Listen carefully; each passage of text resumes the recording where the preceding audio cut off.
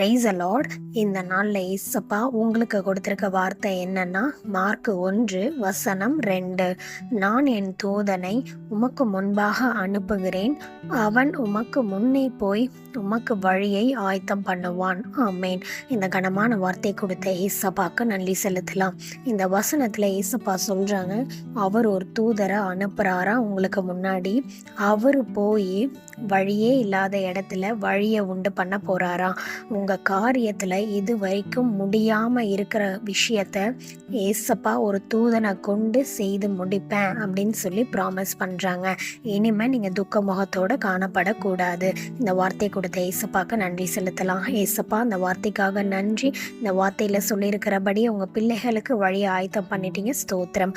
காத்துக்கொள்ளுங்க, பலப்படுத்துங்க. இயேசுவின் மூலமாய் ஜெபிக்கிறேன் நல்ல பிதாவே. ஆமேன். நாளைக்கு இன்னொரு பைபிள் வேர்ஸோடு உங்கள் எல்லாரையும் மீட் பண்ணுறேன். God bless you.